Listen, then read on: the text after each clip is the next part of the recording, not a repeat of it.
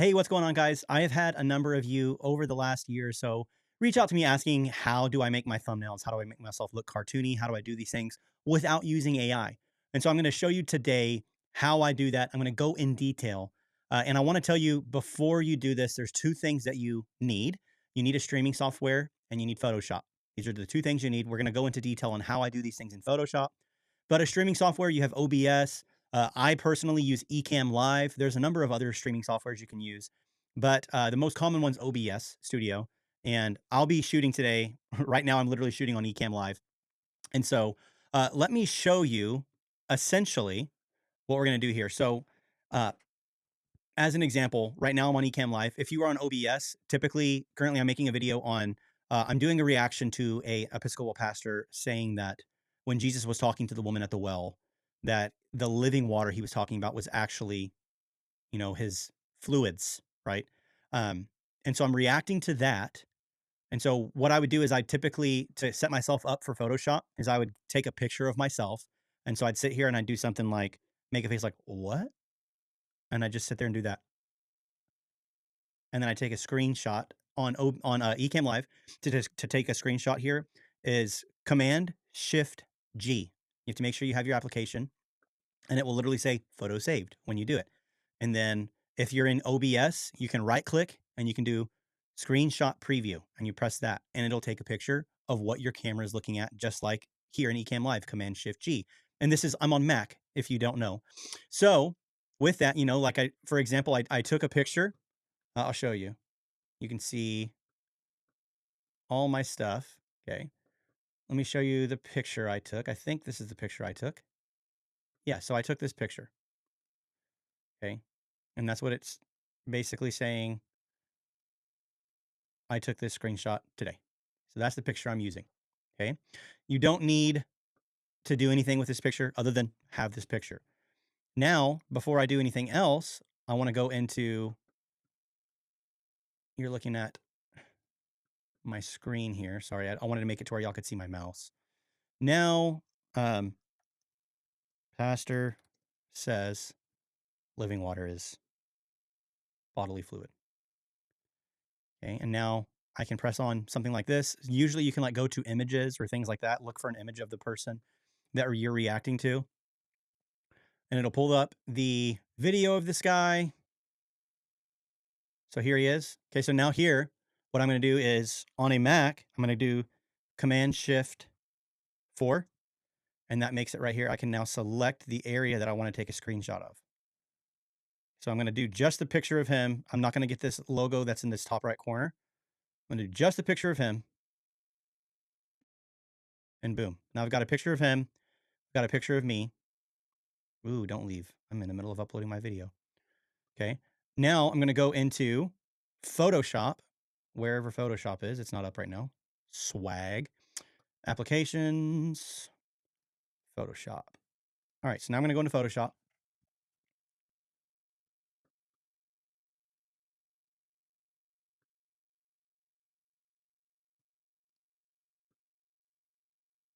Ooh. Ooh. Don't you move on me, buddy boy. Lock overlay. Sorry, guys. Here we go. Dragging myself down here. Okie dokie. Eggs are smoky. All right. We are in Photoshop. So I'm going to move myself up here, move Photoshop down here. Delicious. Okay. All right. We're in Photoshop. Now, here for Photoshop, we go new file. I don't think it's, aha, there we go. We go new file. And then your size for a YouTube thumbnail is 1280 by 720 pixels at 300 pixels per inch. Okay. This is my resolution. Create. Fire on the grill. Okay. Now, all you're going to do is you're going to take your photo and you're going to drag it, and it's in. Okay, so this is my photo. Now on your toolbar, this here, it's this little square that looks like it's got a square around it with the cursor. It's called your object selection tool. Object selection tool. I'm going to press that.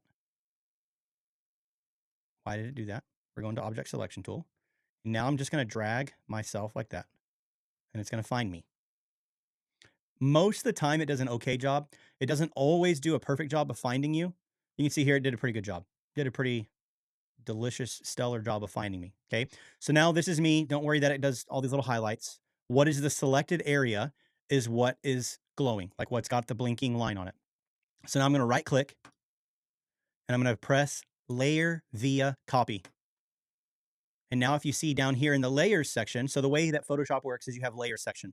So the higher you are on the layer section, the more frontward it is on your image. So this is the most frontward. And then the actual full picture that you're looking at is behind that. And then you have the background. Okay. So the background's not even being seen right now. But these little eyeballs, if I press on the eyeball of the picture, boom, it goes away. And there's just me. So now all you have is a picture of me. Oh, wow. Swiggity swag, what's in the bag? And I can move myself around. I can do what I want. So we'll just play with it right now. We'll say, let's put me right here. It's got me kind of centered there. And so that looks better. So I'll do that. We'll go out of there. Now I'm going to drag the picture of this guy in. I believe his name's Brian O'Connor, and we're going to do the exact same thing. Okay, this is a little bit blurrier than normally that I would use, but we'll just go for it. Old Brian O'Connor. Fantastic. And I'm going to do the same thing. Right click, layer via copy. We're going to go over to the eyeball of him, of the full picture. Hey, he's by himself now. He's got kind of a little divot taken out of his head. But that's okay. Life goes on, right? Ooh, let's put him right here for now. I'm just having fun. This is not what I'll actually do. So now if you don't understand what I do for backgrounds, there's a thing called Adobe Creative Cloud. That's part of when you have Photoshop. You can go in there and you can find free Photoshop backgrounds. And so that's what these are for me. I literally just went into Adobe Photoshop Creative Cloud, not Adobe Photoshop Creative Cloud, just Adobe Creative Cloud. And I went to free and I typed in backgrounds and then I just find the ones that I like. And so a pretty common one, just for example, is this blue flames. So we'll just drag this blue thing, flame, whatever this is. We'll just drag it in here. We'll set it to the size we want it to be. So now you see, you might be like, wait, what's going on here? It's exactly what we talked about. So it's the layer system. So let's move Photoshop back where it should be. It's the layer system. So look, the background that I want to use is actually at the top. So that means it's the top layer. So if I want it to be behind the other things, it's as simple as clicking on it and then dragging it down. Oop, I double clicked, sorry. Clicking on it and dragging it down. Boom, there it is. Okay, so we've got that background. Now, let's move this over again real quick. Oh, we've got this. Okay, so now let's say I want to do some flames. I do flames every once in a while. So let's say I'm going to put flames in it. Whoa, man. So now if you're like, oh, dude, how am I going to get the flame selected? All you have to do, it doesn't make them go away. You can hide yourself, hide this guy. And now I can use the object selection tool again. And I'm going to say, hey, grab those flames. And it does a pretty good job. Not perfect, obviously, but it does a good job. See that? Okay, so I'm going to right click, layer via copy. Boom, same thing. And now we can adjust this to be how we want it to be. And then down here in this corner, you see opacity. You can make it, not quite as bright if you want. Just show a little bit. I don't know why it's glitching out on me now. Okay, we've got that. We got me. We got this guy. And if you want, since the picture's already been, cut, we can take the full picture. Now that we have the layer via copy model, we can take the full one, we can just get rid of it. And we can do the same thing with this picture. We can just get rid of it. Okay. Oops. Got rid of the wrong thing. I thought I had the picture selected. What in the heaven's name are we doing here, buddy boy? There we go. It's clicking the wrong things for some reason. All right. So now I'm going to move this guy somewhere. Maybe I'll move myself to the side here. There we go. Now, you're like, that's great. This looks like interesting. But how in the world? Now I'm just going to curve him a little bit. There we go. Now he's standing straight up more. Still got that dent in his head, but we'll live with it because this is just an example video. Now, for me, to make you look more cartoony, here's what we're going to do. Up in the top, the very top, your toolbar, See if I can show that to you guys real quick. I sure can. Holler at you, boy. Okay, your toolbar. So I'm selected right now. You're going to go to filter and you're going to go down to camera raw filter. Boom. It's going to pop it up. Let me drag it down here so you can see. And now it's doing a camera raw filter of the picture. And so it's very simple. You want it to look cartoony, want it to look different. There's always a slight variation to the way I do it, as far as how far I drag the ticker, the little thingy. But there is a general rule. So you always go to effects, texture turned all the way up, clarity turned all the way up, except you see how it gets me really bright in the face. So if it makes my face super bright, I'll bring the clarity down some. See how it changes it a little bit? So a little too high of clarity, down, right there is okay. Okay. So that's effects. Now we'll get rid of effects. Then we go down to detail, noise reduction all the way up, and then sharpening a good amount up. And then that is your cartoon image. Then, if you want it to do exactly the same thing as what you just did, see how camera raw filter popped up here again at the top now? So if I wanted to apply the filter I just put on myself, I could press this camera raw filter. If I want to do it my own way, I come down to the other camera raw filter. So I'll do it. I always like to test it and see if I like it. So I'll press it. I hate it. It looks disgusting. So I'm going to do Command Z. And so now I'm going to do it my own way. Camera raw filter, effects, texture all the way up.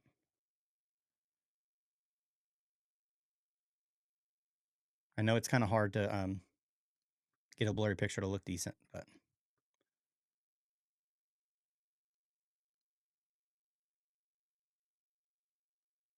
no, we'll just go ahead and do that because the things he was saying are kind of crazy and it looks kind of crazy in this picture. Delicious. So, okay, we're working our way there. I kind of don't like how opaque this is. Opaque. I don't like the opacity of it. So I'm going to turn it up a little bit. Okay. Now, for me, I can select myself by clicking on me, or I can select myself from going to the layers and pressing the image line, this whole thing. Now, I'm going to right click the layer. Boom. You go to blending options, and I'm going to press outer glow. Now you see what that did. Okay, that's what outer glow does. Now you can adjust your outer glow over here. I have technique softer. There's all these things that you can figure out with this. Typically, I keep it on softer instead of precise. This is the main thing I worry about, and then the color, and then obviously opacity. I almost always have the noise to 0 because the higher your noise is, the more spotty it looks. You see that? The higher your noise is, the more spotty it looks. And I'll show you that by showing the spread going up. So you see how spotty that looks? So I try to keep the noise down. And then I keep the spread down. So I have the spread at 0 right now. And so it's just kind of around me. And then the higher the size goes up, and you see that. Okay. So the size is usually around 5 to 13, depending on what I want it to look like. So this one, I'm going to go 10. And I'll keep it yellow. Then I'm going to do him. I'm going to select him, right click, blending options, outer glow. And there he is.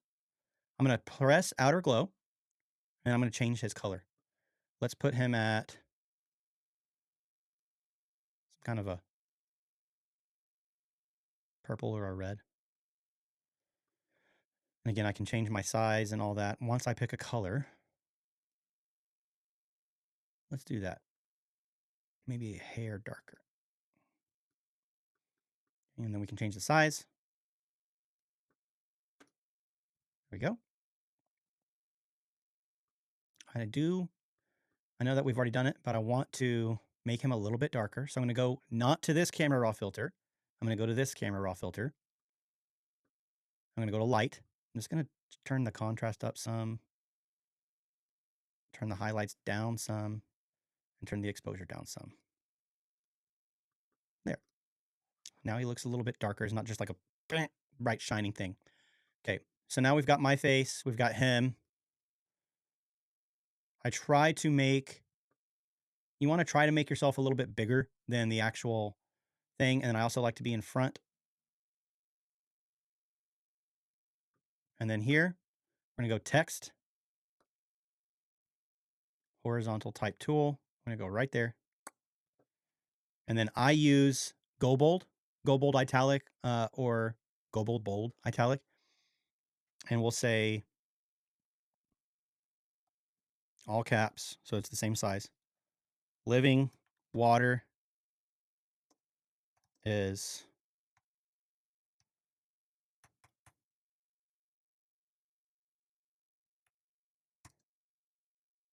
you know the word. Question mark. I have it on yellow right now. I might change it to white, just so that way it's not conflicting with the outer glow. Okay, so now you want to make sure it's in this form. This is just your object selection tool, not your object selection tool, I'm sorry, your move tool. So now I can move it where I want it. I'm just going to click it and drag it here. Now you might be like, hey, why does it look like that? You know, it's kind of hard to see. And you're right, it can be a little bit difficult to see. And so, you know, I actually, because of the way it is, the way it goes across the whole thing, it's the beauty of enter. So I'm going to make it a little bit bigger. I'm going to get it on where it goes to the left. We're going to adjust its size just like that. Okay.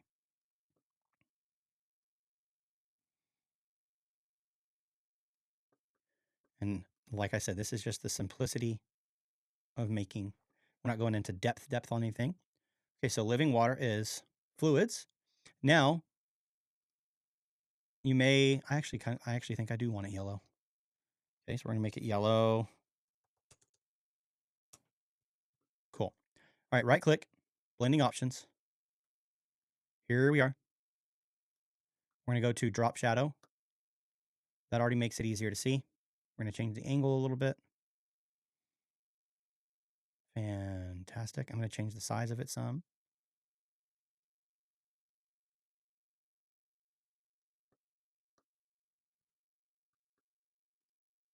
Back to blending options, sorry. You can add a stroke in. You see how it changes that? Sometimes I like to add a stroke in. Sometimes you can add an inner glow in or an inner shadow, depending on what you want to do. Sometimes I'll add one in. Most of the time, I don't, because I don't like the way it looks. There's different ways to do it, but okay, so this is this. This is it. Now, essentially, my thumbnail would be done. Essentially, my thumbnail would be done right now. And so I hope this has helped you to some degree. This gives you the best idea on how to make it look the way you do. If you know, if you have more people, it's as easy as getting the pictures of them, doing the same thing. Object selection tool, layer via copy, move them around the way you want them to be. Filter, camera raw filter, texture all the way up, clarity most of the way up, noise reduction all the way up, sharpening somewhere within there as well. Okay, and then you've got your picture looking like this. And then if it's a clearer picture of the thing that you're doing, it's also easy to, you know, adjust that. If you make an image through Chat GPT or any of those things, it's as simple as dragging that in like a background, like I just used here, like the blue and the flame. It's as easy as that, dragging something else in as a background, and then you have yourself there. I mean, like, for example, I can do it right now just to show you. So I'll go to Chat GPT.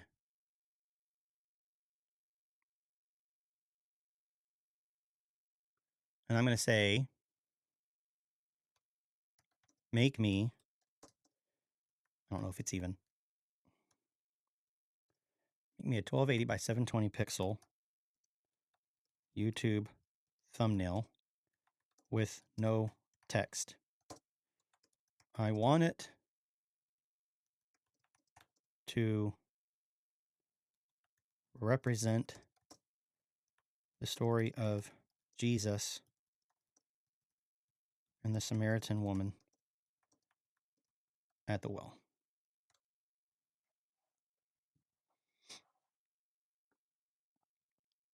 Sorry, my internet's slow as molasses because my video download. And I live on land, live on property. My internet is T-Mobile, and it's better than satellite internet, I'll tell you that. But it's not great. Oh my gosh, it just now picked up that I typed that. Good night.